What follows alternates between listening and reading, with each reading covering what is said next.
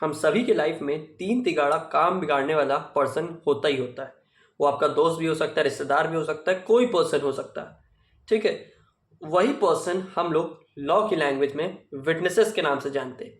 यानी कि वो पर्सन जो गवाही देता है कोर्ट में आके। अगर वो गवाही एक्यूज के फेवर में दे देता है तो एक्यूज जेल जाने से बच जाता है, और वही अगर गवाही एक्यूज के अगेंस्ट में चली जाती है तो वो जेल चला जाता है। कौन? एक्यूज हमारा। तो उसी कंसेप्ट को आज हम लोग इस वीडियो में डिस्कस करेंगे और इससे रिलेटेड सेक्शंस को आज हम लोग कवर करेंगे। तो इसमें दिए गए सेक्शन 124 से 139 तक के सेक्शंस, जिसमें से आज हम लोग कवर करेंगे 124 से 131 तक के सेक्शंस को। चलिए स्टार्ट करते हैं और समझते हैं आज के कॉन्सेप्ट को। तो आज की वीडियो में हम लोग डिस्कस करेंगे अपना नेक्स्ट चैप्टर यानी कि चैप्टर 9, जो बात करता है विटनेसेस के बारे में। वो पर्सन जो अपना स्टेटमेंट प्रेजेंट करते हैं कोर्ट के सामने यानी कि गवाही देते हैं। इसमें टोटल दिए गए हैं 16 सेक्शंस, जिसमें से हम लोग आज 8 सेक्शंस को कवर करेंगे, यानी कि सेक्शन 124 से 131 के बीच हम लोग आज की वीडियो में डिस्कस करेंगे। हम लोग सीधा चलते हैं अपने कंसेप्ट के ऊपर। सेक्शन 124 बात कर रहा है हु मे टेस्टिफाई। कौन से ऐसे पर्सन हैं जिनको गवाही देने के लिए बुलाया जाएगा कोर्ट के सामने। क्या बताना चाह रहा है इसमें? देखिए, इसमें सारे person, all person shall be competent, यानी कि वो पर्सन जो कि कॉम्पिटेंट है किसको? गवाही देने में कोर्ट के सामने। अब कॉम्पिटेंट का मतलब ये है कि इसके कई मतलब होते हैं। ठीक है, अब कॉम्पिटेंट का इसमें काफी कैटेगराइजेशन हुआ है। देखिए, कॉम्पिटेंट को यहां पे 3 तरीके से कैटेगराइज किए। ठीक है, ये इनको कैटेगराइजेशन एक तरीके से नहीं किया, मतलब ये जो पर्सन है जो प्रॉपरली फिट नहीं बैठ रहे हैं क्या करने में? टेस्टिफाई करने में, यानी कि गवाही देने में। कौन से पर्सन हुए? टेंडर्स एज,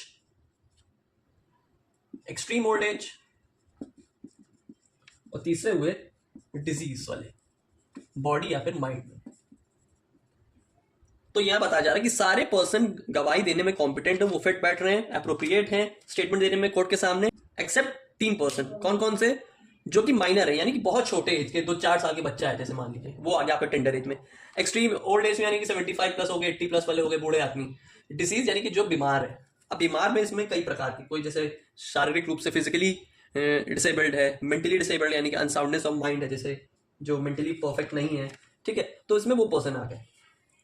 तो इन तीनों को हटा के बाकी जो पर्सन बचे वो गवाही इसमें दे सकते हैं। वो पर्सन जो माइनर हैं, काफी ओल्ड एज के हैं, या जो बीमार हैं, ये पर्सन स्टेटमेंट कोर्ट में आके अपना नहीं दे सकते। अब देखिए, यहाँ पे मैंने डिसीज को लेकर इसमें बात की, जो कि इसमें फिजिकली और मेंटली फिट अनफिट के बारे में बात करता है। इसमें इसका जो सेक्शन 124 है, इसका आपको एक एक्सप्लेनेशन भी डिफाइन करता है। क्या बताया जा रहा है इसमें? देखिए, जो अनसाउंडनेस ऑफ माइंड वाला पर्सन हुआ, पहले मैं लिख दे रहा हूं यहाँ पे, अनसाउंडनेस ऑफ माइंड। इसको पहले इंडियन एविडेंस एक्ट में लुनैटिक पर्सन बोलते हैं, यानी कि लुनेंसी। आप इसको हिंदू मैरिज एक्ट में इसका ग्राउंड भी पढ़े होंगे। ठीक है, अगर कोई पर्सन मेंटली इल है तो उसको डिवोर्स का ग्राउंड मिल जाता है ना, या फिर वो वैलिड मैरिज में नहीं आते हैं। कई रीजंस होते हैं इसमें, हम लोग इसको हिंदू मैरिज में भी पढ़ चुके हैं, है ना। तो इसमें जो बीएसएम बताया जा रहा है अनसाउंडनेस ऑफ माइंड के बारे में, तो इसमें वो बताया जा रहा है कि ये अनसाउंडनेस ऑफ माइंड का पर्सन ये नहीं हुआ कि वो पागल है तो वो जवाब नहीं दे सकता। देखिए, यहाँ पे अनसाउंडनेस ऑफ माइंड का क्लियरली हमको डिफाइन ये किया जा रहा है इसमें। इसका मतलब ये बताया जा रहा है कि वो पर्सन जिसके सामने अगर हम कोई सवाल रखें तो उस सवाल को वो प्रॉपर वे में समझ ना पाए। पहला, एक तो अगर हम जो क्वेश्चन पूछ रहे हैं उससे उसके बारे में वो रिप्लाई प्रॉपर वे में नहीं दे रहा है, नो रिप्लाई, है ना।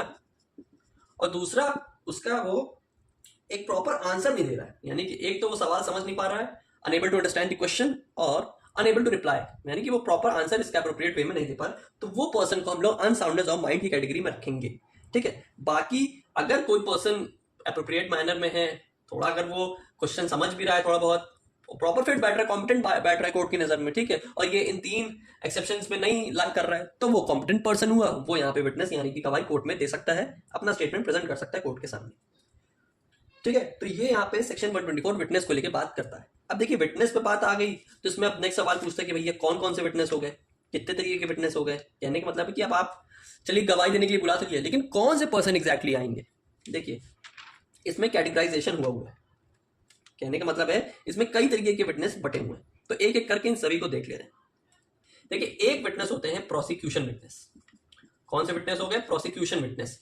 ये कौन से विटनेस होते हैं? जो विक्टिम का सपोर्ट करते हैं, यानी कि जो पीड़ित है, जो परेशानी में या जिसके साथ अपराध हुआ है, ये उसके सपोर्ट में गवाही देते हैं। प्रोसिक्यूशन विटनेस इन्हें बोला जाता है। यानी कि रेप विक्टिम के साथ जो, या फिर जिसके साथ गलत हुआ है कुछ, तो उसके फेवर में ये लोग बोलते हैं। कौन? प्रोसिक्यूशन विटनेस, विक्टिम का सपोर्ट करते हैं। दूसरे कौन से हो गए? डिफेंस विटनेस हो गए। ये किसका सपोर्ट करेंगे? जाहिर सी बात है, अगर एक विक्टिम का सपोर्ट करेगा तो एक एक्यूज की तरफ से भी तो खड़ा होगा ना। अपराधी का भी तो दोष अपराधी होता है, उसका भी कोई सपोर्ट आया करेगा। ठीक है।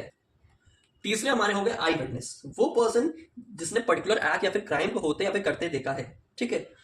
अब यहाँ पे हम लोग इसके बारे में, आई विटनेस जो हो गए उसके बारे में हम प्रॉपर पढ़ेंगे सेक्शन 55 ओरल एविडेंस में, जो लोग प्रॉपर पहले पढ़ के आए हैं। यानी जिसने किसी फैक्ट को करते हुए देख लिया है ना, तो उसका एविडेंस हो सकता है। who saw it, who heard it, ये सब हम लोग ने ओरल एविडेंस, यानी कि ये डायरेक्ट एविडेंस, यानी कि एक ओरल एविडेंस की तरह ट्रीट किया जा सकते थे। लेकिन इसमें भी कुछ पर्टिकुलर सिचुएशन क्रिएट होती है ना। हम लोग डायरेक्टली आई विटनेस पे रिलायबल नहीं कर सकते, इतना उसमें हम लोग ट्रस्ट नहीं कर सकते। कुछ स्पेसिफिक सपोर्ट उनका लेना पड़ेगा, क्योंकि कई बार होता है ना कि जो देखा सामने वाले ने, उसमें कितना सच है कितना झूठ है हम कहाँ जानते हैं इसके बारे में, है ना। तो तीसरे हो गए हमारे आई विटनेस। चौथे हो गए हमारे एक्सपर्ट विटनेस। अब ये कौन से भैया विटनेस हुए? अब देखिए, एक्सपर्ट का हम लोग एक टॉपिक पढ़े थे ओपिनियन ऑफ एक्सपर्ट्स में, सेक्शन 39 से 45 के बीच बीएसए के अंदर हम लोग ओपिनियंस ऑफ एक्सपर्ट के बारे में पढ़े थे। ये वो विटनेस होते हैं जिनको स्पेशलाइज्ड नॉलेज रहती है, जिनको स्पेशलाइज्ड नॉलेज रहती है कुछ स्पेसिफिक एक्ट में। ठीक है। जैसे आपके डॉक्टर्स हो गए, मेडिकल प्रैक्टिशनर्स हो गए, इनको एक स्पेसिफिक एप्रोप्रिएट नॉलेज है, तो इनकी गवाही उसमें अलाउ की जाएगी, क्योंकि वो एक्सपर्ट विटनेस हो गए आपके, है ना। फिर एक आते हैं हॉस्टाइल विटनेस। ये भैया सबसे गड़बड़ वाले विटनेस हो गए आपके, यानी कि ये बोलते कुछ और है, करते कुछ और है। कहने का मतलब है कि ये इनकी टेस्टिमनी अनफेवरेबल होती है, अनफेवरेबल टेस्टिमनी, अनफेवरेबल गवाही ये देते हैं अपने स्टेटमेंट की। यानी कि कहेंगे तो आपका, चलिए हम आपकी तरफ से गवाही देंगे, आपने गलत नहीं किया है, सपोर्ट कर देंगे आपके सामने, मतलब ये मुंह के सामने मीठे होते हैं, पीछे से कड़वे होते हैं। कहने का मतलब कि हॉस्टाइल विटनेस है, आपके सामने सपोर्ट कर दिए, ठीक है, आपने गलत नहीं किया, हम आपकी तरफ से बोलेंगे। वहां पर जाके ये पलट गए कोर्ट के सामने, इन्होंने आप ही के अगेंस्ट गवाही दी थी, पलट गए वहां जाके, होता है कई बार, है ना। तो उन विटनेस को हम लोग हॉस्टाइल विटनेस कहते हैं। सिक्स्थ हमारा हुआ अकम्प्लिस विटनेस।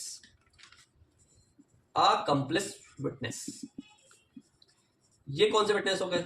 अकम्प्लिस हम लोग पहले एक बार इसका कंसेप्ट समझ चुके हैं अपनी प्रीवियस वीडियो में, कि पार्टनर इन क्राइम इन्हें कहा जाता है। खेल में भागीदारी, आपका साथी, सपोर्टर, क्राइम हेल्पर। तो कई बार क्या होता है, जैसे ना कि सरकार कहती नहीं है या पुलिस थोड़ी लालच दे देती है, मान लो दो अपराधी ने मिलकर कोई क्राइम किया, कॉमन इंटेंशन थी, जैसे ए बी ने मिलकर सी को मारा, ठीक, मर्डर किया यहाँ पे। अब सिचुएशन यहाँ पे ये अराइज हुई कि इसमें से बी पकड़ा गया पुलिस ऑफिसर के सामने, पुलिस ऑफिसर ने थोड़ी लालच दी, कहता है पुलिस ऑफिसर कहता है उसको, देखो सुनो, पैसा मैं तुम्हें 1 लाख रुपए दिलवा दूंगा, तुमने जो जो किया है सब बता दो, एक के ऊपर लंबा अच्छा खासा चार्जेस फ्रेम हो जाएगा, ठीक है, अच्छी खासी चार्जशीट बनवा दूंगा, तुम टेंशन ना लो, तुम सारी चीजें बता दो, ठीक है, जो जो इसने किया है तुम बता दो, तुम्हारी सजा कम करवा दूंगा, तुम्हें बचा लूंगा, ठीक है। तो ये इस तरीके की अगर लालच दे के हम विटनेस को पकड़ लेते हैं या अपने काबू में कर लेते हैं, तो ये अकम्प्लिस विटनेस हो गए। क्यों अकम्प्लिस कहलाए जाएंगे? क्योंकि ये आपके साथ मिले हुए थे अपराधी में, क्राइम करने में आपके साथ थे, आपके सपोर्ट में थे, अब इन्होंने पुलिस का साथ दे दिया, लेकिन कहलाएंगे तो अकम्प्लिस विटनेस ना, क्योंकि पार्टनर इन क्राइम हुए। लेकिन ये जो विटनेसेस होते हैं, इन पे हम लोग इतना पूरा प्रॉपर रिलायबल नहीं होते, कुछ कोरोबोरेशन या फिर कुछ सपोर्ट हमें और एविडेंस की भी लेनी होती है। अब भैया पार्टनर इन क्राइम है तो हम, जाहिर सी बात है ना, देखो अगर हम सामने वाले को कितने भी लालच दे देंगे, कहलाएगा तो वो अपराधी ना। पुलिस ऑफिसर अगर अपने सामने वाले एक्यूज्ड को अपने सपोर्ट में ले ले, लेकिन उसकी पहचान, उसका कैरेक्टर तो एज अ क्रिमिनल ही तो डिफाइन किया जाएगा ना। तो एज वो क्रिमिनल है, तो क्रिमिनल की बात पे कितना भरोसा करेंगे हम लोग? कोरोबोरेशन हम लोग कुछ स्पेसिफिक पॉइंट पे लेंगे, ठीक है। ये होता है हमारा सिक्स्थ, ये हमारा सिक्स्थ हुआ अकम्प्लिस विटनेस। एक होता है हमारा चाइल्ड विटनेस। अब देखिए, चाइल्ड में आपने अभी बोला हमको कि यहाँ पे तो देखिए माइनर है, तो इसकी गवाही पे हम लोग कहाँ रिलायबल इतना कर पाए।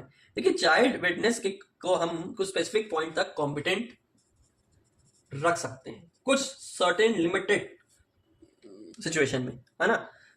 अगर वो चाइल्ड प्रॉपरली उसको गाइड किया जा रहा है, या प्रॉपर उसको बताया जा रहा है या वो चीजें समझ पा रहा है। देखिए, एक माइनर चाइल्ड में एक अनसाउंडनेस और माइंड में ज्यादा फर्क नहीं है। जो अगर मेंटली कैपेबल है, अगर वो मेच्योरिटी लेवल पे है, वो बातें समझ पा रहा है, क्वेश्चन आपका समझ पा रहा है, क्या पूछ रहे हैं वो बता पा रहा है, तो उसमें हम लोग कुछ स्पेसिफिक रीजन तक हम इनका विटनेस यानी कि इनकी गवाही ले लेते हैं। लेकिन ये भी सिचुएशन टू सिचुएशन मैटर करता है, क्या कैसा केस है उस पर, ठीक है। लेकिन इसमें भी रिलायबल हम नहीं करेंगे, कुछ सपोर्टिव एविडेंस का भी हम लोग यूज करेंगे हम चाइल्ड विटनेस को यूज करते वक्त। तो हम लोग टाइप्स ऑफ विटनेस के टॉपिक को डिस्कस किया अभी। अब हम लोग अपने सेक्शन 125 की तरफ बढ़ेंगे, जिसमें हम लोग और नए अलग अलग टाइप ऑफ विटनेस के बारे में पढ़ेंगे और उसके बारे में समझेंगे।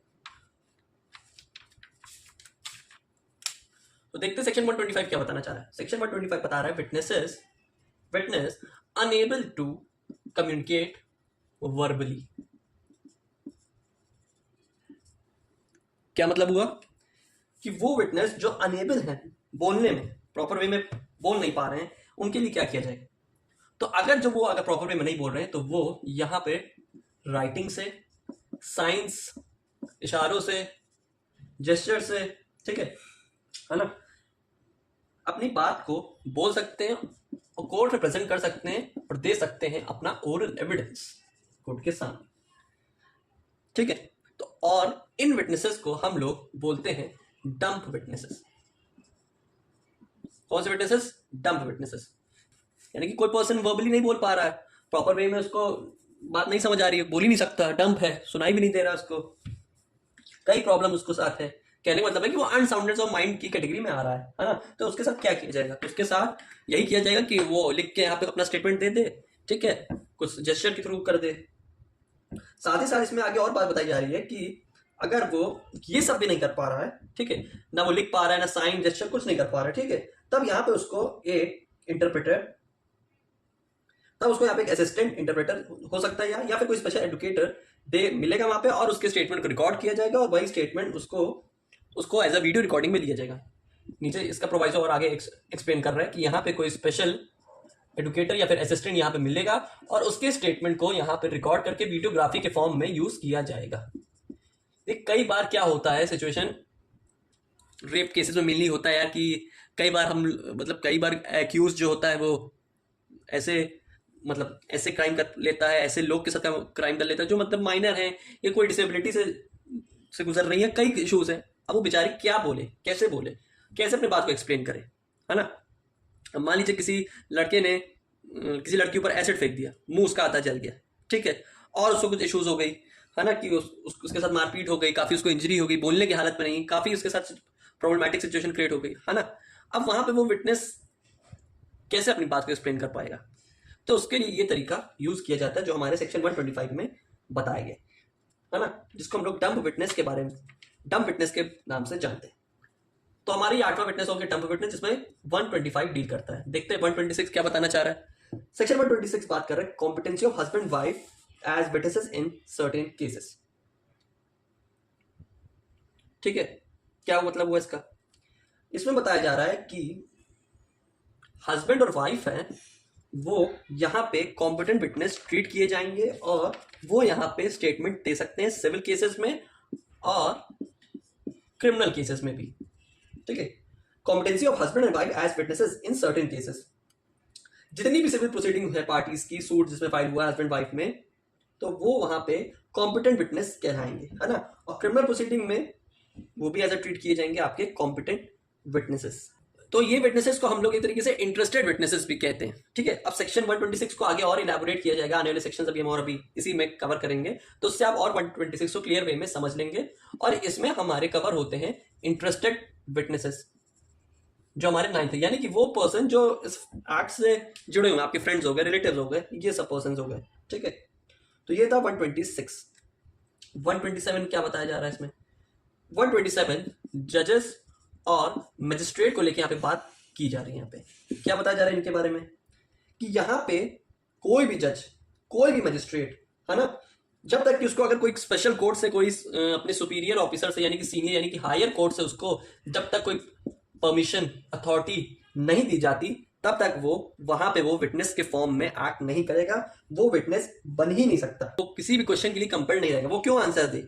वो as a judiciary judicial officer act कर रहा है तो वो वहां पे क्यों जवाब देगा, ठीक है। लेकिन यहाँ पे वो कुछ एक्सेप्शंस भी इसमें ऐड की गई हैं, तो हम वो एक्सेप्शंस को देख ले रहे हैं कि कौन कौन सी सिचुएशन है जहां जुडिशियल मजिस्ट्रेट क्वेश्चन का आंसर देने के लिए लायबल है। देखिए, जब अगर कोई एक्ट उसके कंडक्ट या फिर उसके सामने प्रेजेंट मैनर में हुआ। अब मान लीजिए ट्रायल चल रहा था, ठीक है। अब यहाँ पे ट्रायल में ए नाम के एक्यूज को कोर्ट प्रेजेंट किया जाता है, वो यहाँ पे स्टेटमेंट देता है।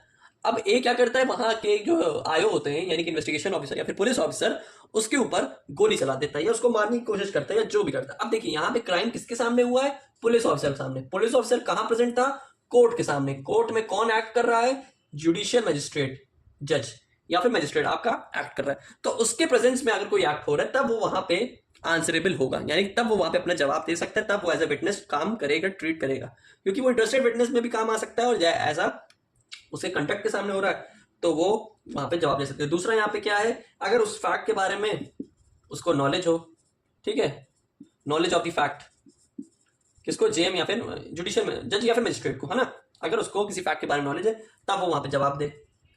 तीसरा, जब उसको सुपीरियर कोर्ट कंसेंट दे दे, ठीक है।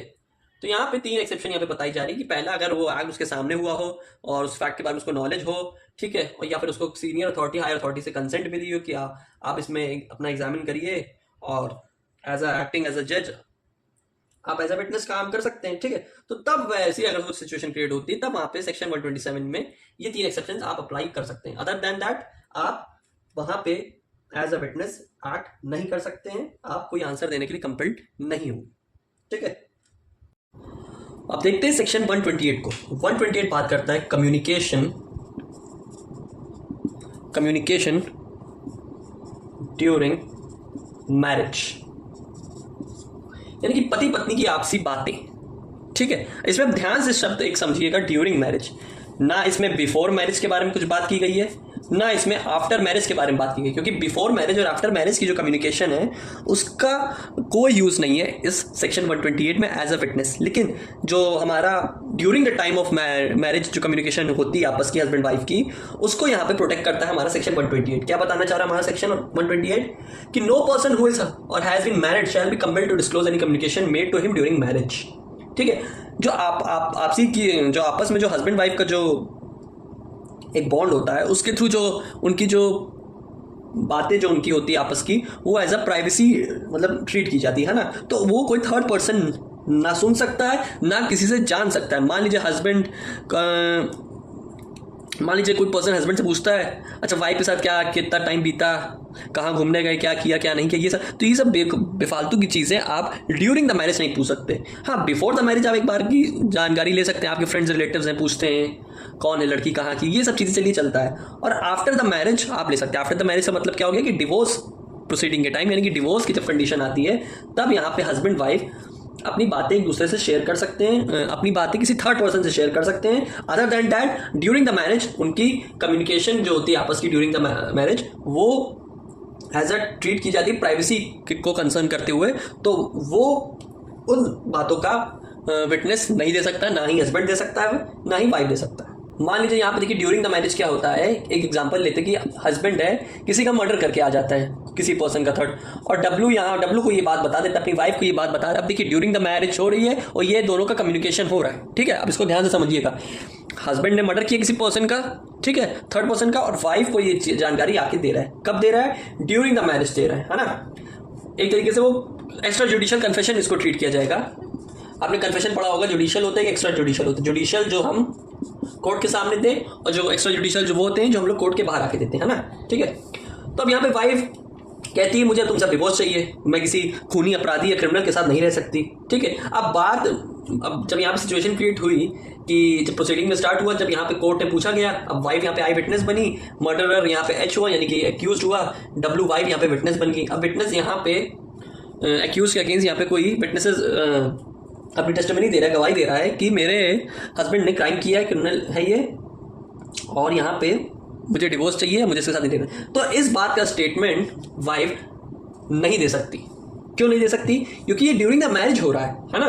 ड्यूरिंग द मैरिज हो रहा है, इसमें पहले हस्बैंड की कंसेंट लेनी पड़ेगी वाइफ को। जब हस्बैंड की कंसेंट मिल जाएगी देन ओनली आप ये आप कर सकते हैं। लेकिन अगर आप ड्यूरिंग द मैरिज में अगर कुछ ऐसी सिचुएशन क्रिएट कर रहे हैं जिसमें आपको आई विटनेस वाइफ को बना के कोर्ट पूछ रही, कोई बात का सवाल, कोई जानकारी लेना चाह रही, तो आप ऐसा कुछ नहीं कर सकते, आप कोई स्टेटमेंट कोर्ट में नहीं प्रेजेंट करेंगे। ये था आपका सेक्शन 128, है ना। देखते हैं 129 को, यहीं पे समझ ले रहे हैं 129 भी क्या है, बताना चाह रहा है हमें। देखिए 129 evidence as to affairs of state के बारे में बात कर रहा है, यानी कि ये स्टेट से रिलेटेड जो एविडेंसेस है उनके बारे में ही बात कर रहा है।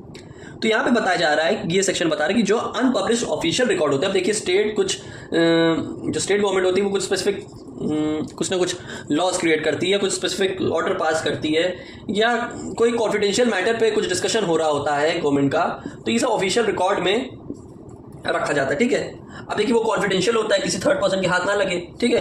तो यहाँ पे उससे रिलेटेड कोई एविडेंस, यहाँ पे कोई उससे रिलेटेड कोई एविडेंस यहाँ पे विटनेस नहीं देगा जब तक वहाँ पे हेड ऑफ द डिपार्टमेंट उसको परमिशन ना दे। यही सेक्शन बताना चाह रहा है यहाँ पे 129 का, कि यहाँ पे no one shall be permitted to give any evidence from an unpublished official records, ना स्टेट गवर्नमेंट की परमिशन के, यानी कि वहाँ के डिपार्टमेंट की बिना मर्जी के आप यहाँ पे कोई रिकॉर्ड कोर्ट में प्रेजेंट नहीं कर सकते, उसकी टेस्टिमनी देना अलाउड नहीं है। 129 में मैरिज से रिलेटेड है, 129 स्टेट गवर्नमेंट के रिकॉर्ड से रिलेटेड एविडेंसेस के बारे में बात की जा रही है। सेक्शन 130 जो बात कर रहा है यहाँ पे ऑफिशियल कम्युनिकेशन से लेके यहाँ पे बात की जा रही है। यहाँ पे बताया जा रहा है कि कोई भी पब्लिक ऑफिसर अपने ऑफिशियल कॉन्फिडेंस में यहाँ पे कोई फैक्ट्स डिस्क्लोज नहीं कर सकता जिससे पब्लिक इंटरेस्ट को प्रॉब्लम क्रिएट हो, यानी कि वो सफ़र करे, तो ऐसा कुछ वो यहाँ पे वो नहीं प्रेजेंट कर सकता। अब जैसे कि मान लीजिए कोई सीनियर ऑफिसर है, ठीक है, किसी क्राइम में, ठीक है, सीनियर ऑफिसर या फिर कह लीजिए इन्वेस्टिगेशन ऑफिसर लगा हुआ था, ठीक है, उसने एक्यूज्ड के बारे में कई इन्फॉर्मेशन, कई नॉलेज, कई चीज़ें उसको कई फैक्ट्स की उसको जानकारी मिली, किसको मिली, सीनियर ऑफिसर को।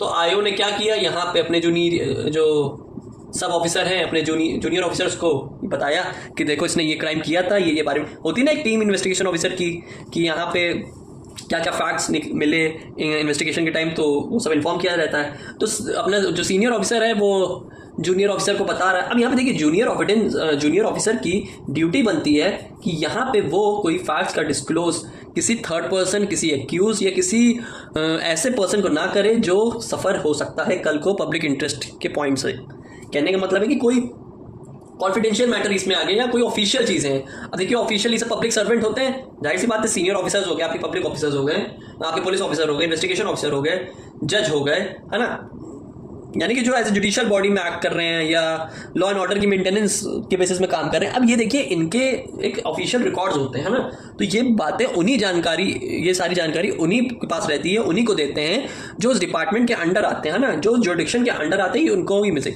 अब मान लीजिए कोई इन्फॉर्मेशन कोई सब ऑफिसर लीक कर देगा, तो ये तो पब्लिक इंटरेस्ट को अफेक्ट करेगा कि नहीं, जाहिर सी बात है ना, कोई आपके काम की बात है, जो आपसी बात है, जो पब्लिक को नहीं पता लगनी चाहिए थी, लेकिन यहाँ पे बिना सीनियर ऑफिसर की कंसेंट से इसने जूनियर ऑफिसर ने जाके वो बातें पब्लिकली कह दी, सोशल मीडिया में अपलोड कर दिए, कुछ भी कर दिया, तो ये आप नहीं कर सकते, ये इसका विटनेस आप नहीं देंगे, ठीक है। ये वन सेक्शन तो सेक्शन 130 आपको ऐसा करने से रोकता है, ठीक है। देखते हैं सेक्शन 131, आज की वीडियो का लास्ट सेक्शन, ये भी उसी से रिलेटेड है। यहाँ पे बताया गया कि information as to commission of offences, यहाँ पे किसकी बात की जा रही थी ऑफिशियल कम्युनिकेशन में, जो आपसी पब्लिक सर्वेंट या दो ऑफिशियल पर्सन के बीच में होती थी, तो उसके बारे में यहाँ पे डिस्क्राइब किया गया था सेक्शन 130 में, है ना। लेकिन 131 यहाँ पे बात करता है कुछ ऐसे इंफॉर्मेशन के बारे में जो ऑफेंसेस रिलेटेड हो, जिसके बारे में जुडिशरी यानी कि मजिस्ट्रेट या फिर इसमें पुलिस ऑफिसर भी आके उनको पता हो, है ना, ठीक है। अब यहां पे मान लीजिए आप यहाँ पे ट्रायल चल रहा है, जैसे मान लीजिए, ठीक है, एफआईआर दर्ज हुई पहले एक्यूज्ड के अगेंस्ट, यहाँ पे कोर्ट प्रोसीडिंग में इन्वेस्टिगेशन हुआ, चार्जशीट बनी, देन उसके बाद ट्रायल स्टार्ट हो गया। अब ट्रायल में कोर्ट ने कुछ स्पेसिफिक ऑर्डर सुनाया, ठीक है, कोई अपना जजमेंट पास किया इसमें कोर्ट ने। अब वो जो जजमेंट या फिर जो ऑर्डर पास किया गया है, अब ये देखिए एज किसी उसके ऑफेंस से रिलेटेड है ना, कोई ऑफेंस उसने किया, उससे रिलेटेड कोई इन्फॉर्मेशन है, उसके बेसिस में यहाँ पे जजमेंट दिया है, किसने, जुडिशियल ऑफिसर ने, ठीक है। जुडिशियल ऑफिसर ने यहाँ पे स्पेसिफिक मैटर में अपना जजमेंट बताया। अब आप यहाँ पे कोई रैंडम पर्सन ए का जैसे अक्यूज्ड है या फ्रेंड है, तो ये कोई यहाँ पे सोर्स ऑफ इन्फॉर्मेशन नहीं जाके पूछ सकता कि सर अच्छा आपने मेरे दोस्त को पकड़ तो लिया है, ज़रा क्या ये बताएंगे कि क्या मैटर था, कहाँ से आपको जानकारी मिली, कोर्ट के कैसे क्या क्या चार्जेस लगाएंगे, ज़रा हमें बता सकते हैं, चार्जशीट में ज़रा हमें बताइए क्या क्या क्या कैसे किया था आपने, कैसे इन्वेस्टिगेशन किया था पुलिस ऑफिसर्स ने, ज़रा थोड़ा हमें जानकारी दे दीजिए।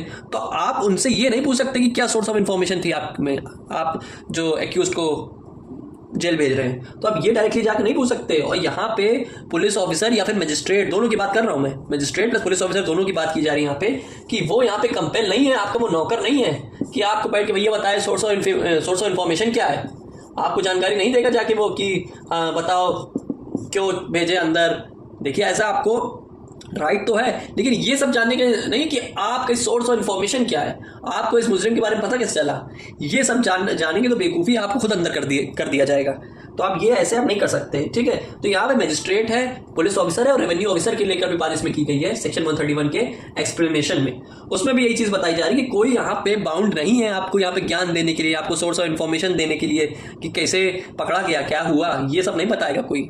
हाँ, अरेस्टेड पर्सन का राइट है कि वो कुछ स्पेसिफिक चीज़ें जान सकता है कि क्यों अरेस्ट किया गया है, अपने वकील को कॉल कर सकता है। वो देखिए एक प्रॉपर एक एप्रोप्रिएट प्रोसीडिंग और मैनर के अंदर किया जाता है। ये कोई जाइए जाके आप रैंडम किसी पूछिए जरा हमें बताओ जरा क्यों पकड़े उसे, क्या किया है, आप अंदर हो जाएंगे सीधी तरीके से। तो ये था सेक्शन 131। आई होप आपको ये टॉपिक अच्छे से क्लियर हो गया हो और इसके सेक्शंस आपको समझ आ गए हों।